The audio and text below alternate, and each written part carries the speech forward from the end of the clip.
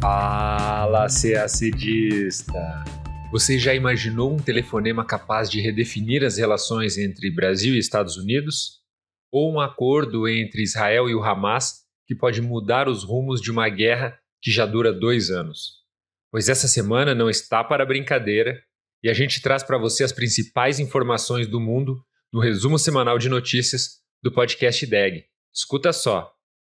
Diplomacia ao telefone. Lula e Donald Trump conversam pela primeira vez desde que o norte-americano tomou posse. Paz em Gaza? Israel e Hamas aceitam um acordo anunciado por Trump para libertação de reféns e retirada gradual de tropas. Crises no velho continente.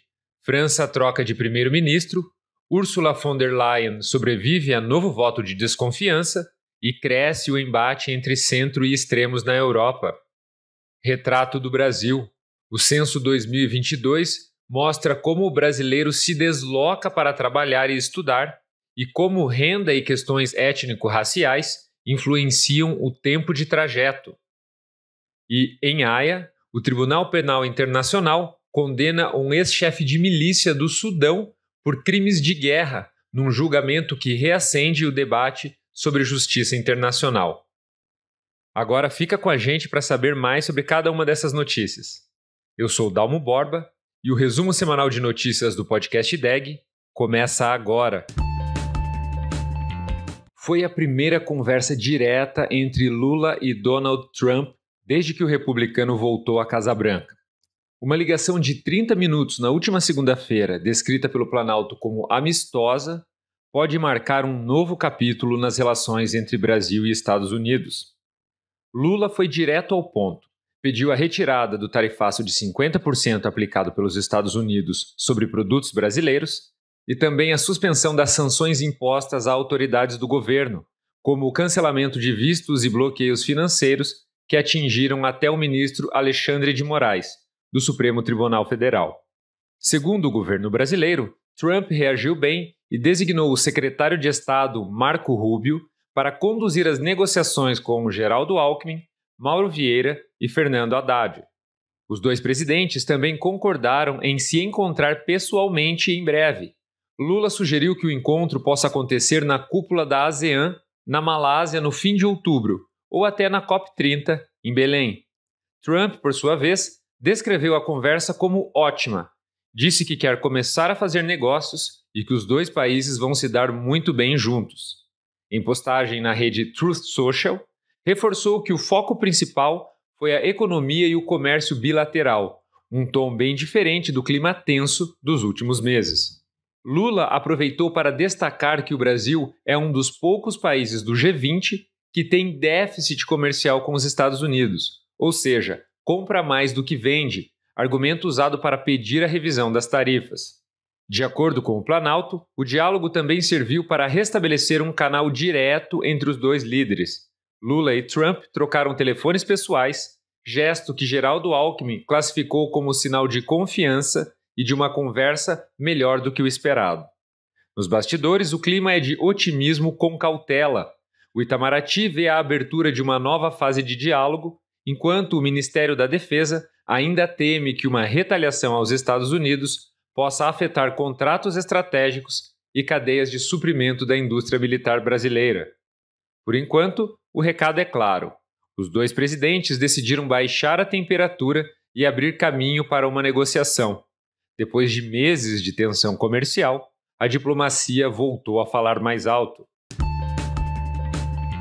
2 anos depois do 7 de outubro, um anúncio mexeu com a geopolítica do Oriente Médio. Donald Trump anunciou que Israel e o Hamas aprovaram a primeira fase de um plano para a paz em Gaza. O foco imediato, libertação de reféns e retirada de tropas israelenses até uma linha previamente combinada dentro do território. Trump chamou de evento histórico, agradeceu ao Catar, Egito e Turquia pela mediação e sinalizou pressa. O documento deve ser assinado em breve no Egito. O presidente chegou a dizer que pretende viajar ao Oriente Médio para acelerar as tratativas. Em Jerusalém, o primeiro-ministro israelense Benjamin Netanyahu prometeu levar o acordo ao governo e disse: Com a ajuda de Deus, traremos todos para casa. Chamou o entendimento de vitória nacional e moral e disse ainda que Trump merecia o Nobel da Paz pela iniciativa. Em Gaza, o Hamas confirmou a aprovação da primeira fase e pediu garantias para que Israel cumpra os termos. E o que foi divulgado sobre os termos desse acordo? Nesta primeira etapa, o Hamas entregaria 20 reféns vivos e Israel libertaria cerca de 2.000 prisioneiros palestinos. O exército israelense calcula que ainda haja cerca de 20 reféns vivos em Gaza, além dos restos mortais de 28 pessoas. Trump afirma que todos os reféns serão libertados em breve. Israel, por sua vez, retiraria as tropas para uma linha acordada. Faltam detalhes públicos sobre o desarmamento do Hamas e sobre quem governará Gaza no pós-guerra. E aí entra a disputa política. Países árabes que apoiam o plano enxergam um caminho para a independência palestina, mas Netanyahu já disse que não aceitará um Estado palestino. O desenho em debate inclui um organismo internacional para administrar Gaza após a guerra, com liderança de Trump e participação do ex-premier britânico Tony Blair. No campo de batalha, houve redução de ataques na cidade de Gaza a pedido de Washington, mas bombardeios continuaram. Autoridades locais registraram 8 mortos em 24 horas. O secretário-geral da ONU, Antônio Guterres, pediu cumprimento integral do plano. A Rússia chamou a proposta de melhor opção em discussão. E um porta-voz militar de Israel atribuiu o avanço a uma mudança na pressão internacional, mais cobrança sobre o Hamas para soltar reféns do que sobre Israel para parar operações. O contexto pesa. Em 7 de outubro de 2023, o Hamas matou cerca de 1.200 pessoas em Israel e levou 251 reféns. A resposta israelense mergulhou Gaza em uma guerra desoladora. Mais de 67.000 palestinos mortos em 2 anos, segundo o Ministério de Saúde de Gaza, número considerado confiável pela ONU. Deslocamento em massa, infraestrutura destruída e fome marcam o período. Em Israel, a crise dos reféns rachou a sociedade e elevou o desgaste do governo. Agora, com o anúncio de um acordo e assinatura prevista para o Egito, fica a pergunta prática: quem garante a execução do acordo? Qual o cronograma e como será o dia seguinte em Gaza? Trump diz que o primeiro passo está dado. Israel fala em trazer todos para casa e o Hamas cobra garantias. A cena política europeia expõe instabilidades mais uma vez. Em Paris, o primeiro-ministro Sébastien Lecornu renunciou menos de 24 horas após formar gabinete, o governo mais curto da história recente da França. Ele é o terceiro premier a deixar o cargo em menos de um ano. O motivo oficial: impasse para montar maioria e aprovar o orçamento num parlamento dividido entre esquerda, centro e extrema-direita. A renúncia acendeu a pressão sobre Emmanuel Macron. Opositores pedem eleições legislativas antecipadas ou até a sua saída. Por ora, o presidente pediu a Lecornu, em caráter interino, que converse com os partidos e tente uma plataforma de estabilidade para votar o orçamento e esfriar a crise. Em Bruxelas, a presidente da Comissão Europeia, Ursula von der Leyen, sobreviveu a 2 novos votos de desconfiança no Parlamento Europeu. É a segunda vez que isso ocorre em 3 meses. Ela recebeu 378 votos de apoio na primeira votação e 383 na segunda, acima da metade da casa e ainda muito distante dos 2/3 que seus opositores precisam conseguir para derrubá-la. À direita, a crítica mira migração, economia e transparência. À esquerda, Gaza e clima. O recado político, porém, é claro. O parlamento está mais fragmentado e construir maiorias para leis importantes ficará mais difícil. Na Itália, Giorgia Meloni vive a fase mais dura desde que assumiu. Greves e atos pró-Palestina ganharam as ruas. A discussão sobre a ajuda humanitária elevou o tom contra Israel. E lá fora, o risco de tarifas dos Estados Unidos sobre empresas italianas entrou no radar. A popularidade resiste, mas o longo namoro com o eleitorado dá sinais de desgaste. Na Alemanha, Friedrich Merz tenta manter a casa em ordem enquanto seu campo político briga em público. O ministro da Economia, de centro-direita, cutucou as metas europeias para carros elétricos. O ministro do Meio Ambiente, mais à centro-esquerda, reagiu. Resultado: ruído e energia política gasta para recompor a coalizão. O pano de fundo é comum. A disputa entre centro e extremos ficou mais aguda. Inflação, migração, guerra em Gaza e custo de vida alimentam o cansaço com a política tradicional. Em países como a França, a falta de maiorias estáveis paralisa orçamentos e reformas. No nível europeu, a comissão até se mantém, mas com maiorias mais estreitas e negociações mais duras. Em resumo, de Paris a Bruxelas, passando por Roma e Berlim, a Europa enfrenta instabilidade política e pressão social. O centro tenta segurar o leme. Os extremos testam os limites das instituições. E cada crise local vira teste para o projeto europeu como um todo. O IBGE divulgou novos dados do Censo 2022 e o retrato da mobilidade no Brasil diz muito sobre como vive a população brasileira. Segundo o levantamento, 88% dos trabalhadores nacionais atuam no mesmo município em que moram. E, dentro desse grupo, 7 em cada 10 brasileiros trabalham fora de casa, enquanto 17% exercem suas atividades no próprio domicílio, reflexo direto das transformações no mercado de trabalho e da expansão do home office. Mas o dado que mais chama a atenção é como o brasileiro se desloca. O automóvel segue na liderança, usado por 32% da população ocupada.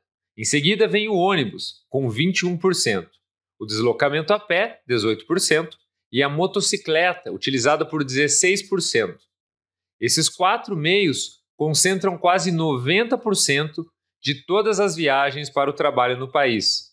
Já o trem e o metrô, símbolos de transporte de alta capacidade, ainda têm participação mínima, 1,6%.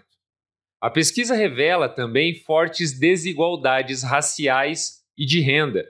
Entre os trabalhadores brancos, o automóvel é o principal meio de transporte, usado por 43%. Já entre a população negra, o destaque é o ônibus, com quase 30%, seguido pelo automóvel e pela locomoção a pé, um sinal de que renda e infraestrutura influenciam diretamente o modo como cada grupo se desloca. Quando o recorte é de tempo de trajeto, os contrastes se repetem. 2 em cada 3 brasileiros levam até meia hora para chegar ao trabalho, mas entre os mais pobres e entre a população negra, o tempo é maior. 1 em cada 6 leva mais de 1 hora no caminho diário, enquanto entre os mais ricos, essa proporção cai pela metade. Regionalmente, o transporte individual motorizado domina no sul e centro-oeste, onde o carro é maioria. No norte e nordeste, a motocicleta cumpre papel central e, em áreas rurais e ribeirinhas, até embarcações aparecem entre os principais meios de transporte. O ônibus é mais usado no sudeste, especialmente no Rio de Janeiro, onde mais de 1/3 da população trabalhadora depende dele. O censo também mapeou o deslocamento para estudo. 92% dos estudantes frequentam instituições no próprio município, mas essa proporção cai para 88% entre pessoas de origem asiática, grupo que mais busca estudar fora da cidade de residência. No total, metade dos brasileiros chega ao trabalho usando carro ou moto, o que reforça a dependência do transporte individual. E o dado final ajuda a entender por quê. Mais da metade de quem usa transporte público leva mais de meia hora no trajeto, enquanto quem vai de carro ou moto costuma chegar em menos de 30 minutos. O retrato que o censo mostra é claro. O Brasil ainda é um país de rodovias e motores, onde o tempo gasto no trânsito e o meio de transporte escolhido dizem muito sobre as desigualdades urbanas e sobre o quanto ainda precisamos caminhar em direção a cidades mais integradas e acessíveis. Pela primeira vez, o Tribunal Penal Internacional condenou um responsável pelos crimes cometidos em Darfur, no Sudão. A sentença histórica foi dada contra Ali Mohammed Ali Abd al-Rahman, mais conhecido como Ali Kushaib, ex-comandante da milícia Janjaweed, grupo acusado de espalhar terror na região no início dos anos 2000. O tribunal declarou Kushaib culpado de 27 crimes de guerra e crimes contra a humanidade, entre eles assassinato, estupro, tortura e perseguição. A juíza Joanna Corner descreveu atos de extrema brutalidade, incluindo execuções em massa e violência sexual usada como arma de guerra. A sentença definitiva ainda será anunciada em uma próxima audiência. O conflito em Darfur começou em 2003, quando grupos rebeldes formados por comunidades não árabes se revoltaram contra o governo central de Khartoum, acusados de marginalizar o oeste do país. Em resposta, o então presidente Omar al-Bashir, que também é procurado pelo TPI por genocídio, lançou uma ofensiva violenta com apoio das milícias Janjaweed. O resultado foi devastador. Cerca de 300 mil mortos e mais de 2,5 milhões de deslocados, segundo a ONU. Durante o julgamento, 56 testemunhas relataram massacres, estupros coletivos e aldeias inteiras queimadas. Kushaib negou todas as acusações, disse que o tribunal havia prendido o homem errado e afirmou não ser o comandante apontado pelos promotores. Mas os juízes rejeitaram sua versão e confirmaram sua identidade. A condenação é vista como um marco de justiça internacional, depois de 2 décadas de impunidade pelos crimes de Darfur. E vem num momento em que o Sudão volta a viver uma guerra interna, agora entre o exército e as forças paramilitares que nasceram justamente das antigas milícias Janjaweed. Com o país à beira da fome e sob novas denúncias de atrocidades, o Tribunal Penal Internacional já indicou que novos mandados de prisão podem ser emitidos. O caso de Ali Kushaib lembra ao mundo que, mesmo depois de 20 anos, a justiça pode ser feita. O Tribunal Penal Internacional, ou TPI, é uma corte permanente com sede em Haia, nos Países Baixos, criada em 2002 pelo Estatuto de Roma. Seu papel é julgar indivíduos maiores de 18 anos por crimes de guerra, crimes contra a humanidade, genocídio e crime de agressão, sempre que os sistemas de justiça nacionais não conseguem ou não querem fazê-lo. O tribunal é independente da ONU, mas pode receber casos encaminhados pelo Conselho de Segurança, como foi o caso do Sudão. Hoje, o TPI conta com mais de 120 países membros e atua como um dos principais instrumentos internacionais de responsabilização por violações graves de direitos humanos. E agora, antes de encerrar esse episódio, vamos dar uma passada pela nossa sessão de rapidinhas, aquelas notas curtas e certeiras às quais você deve prestar atenção. Direito de greve e DIP. A Corte Internacional de Justiça iniciou audiências para avaliar se o direito internacional protege a greve dos trabalhadores. O parecer é consultivo, mas pode mexer com legislações mundo afora. Garimpo ilegal no Peru. A corrida do ouro já desmatou cerca de 140 mil hectares na Amazônia peruana e avança com dragas e mercúrio, contaminando rios e comunidades. Com o ouro nas alturas, grupos armados cruzam fronteiras e pressionam a floresta. Atentado a Daniel Noboa. O carro do presidente do Equador foi alvejado na cidade de Cañar. Ele saiu ileso e o governo fala em tentativa de assassinato. O país vive protestos após o fim do subsídio ao diesel e estado de exceção em parte do território.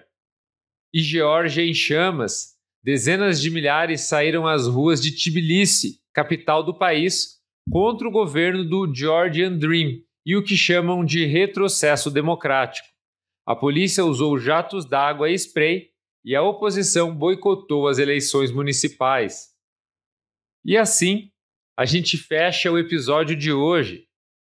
Quer se aprofundar mais na sua preparação para o CACD? Então acompanhe o IDEG em ideg.com.br e nas principais plataformas de áudio e vídeo. Tem muito conteúdo de qualidade esperando por você. Obrigado pela sua companhia, boa semana, bons estudos e até a próxima. Tchau, tchau!